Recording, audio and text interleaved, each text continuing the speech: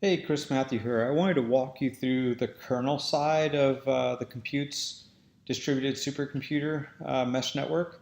So just like in the last video for adding the core computational work to an existing node app, it's just those first two lines of code. You just require computes-mesh. You connect with the domain key, just like in the last example. And now here's like you've got to set up what you want the operation to be. So this is the JavaScript that you're going to distribute to other cores on the mesh network. In this particular example, I'm just passing it as a string, and this JavaScript function is just like an echo. You pass it something in data, and it just returns the data. But this could be a gist URL. It could be an IPFS hash. It could be um, an npm module that computes goes ahead and fetches and browserifies and runs for you through your cores. So for now, we'll just do a string. When you connect to the supercomputer, it will actually return a ready event. So you can put the code you want to do inside of this on ready, which is what we've done. So we're just going to output, connected to IPFS. I'm going to loop through this. I'm going to loop through this computer operation 1,000 times. And what that's going to do is it's going to, every time it loops through, it's going to call compute. It's going to pass it the JavaScript string along with the data.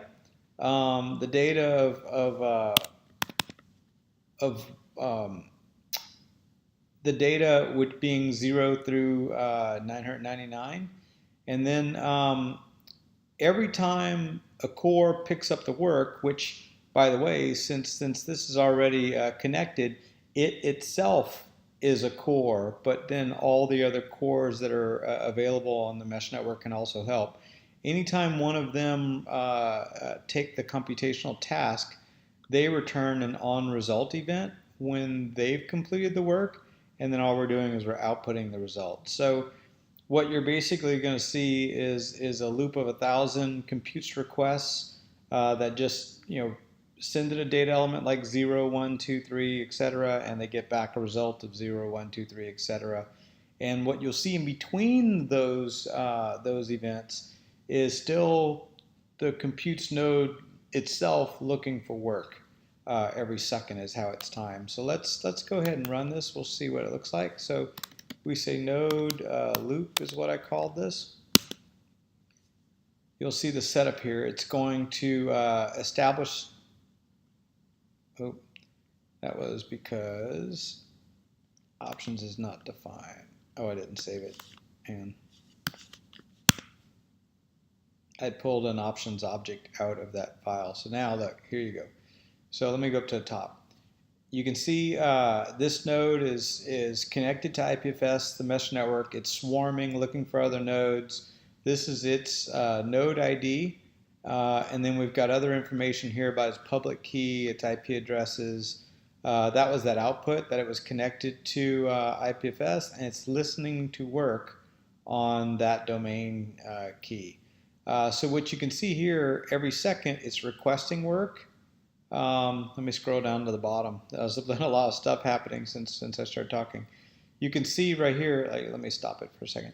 You can see right here that it's received a request, a function request, that was JavaScript.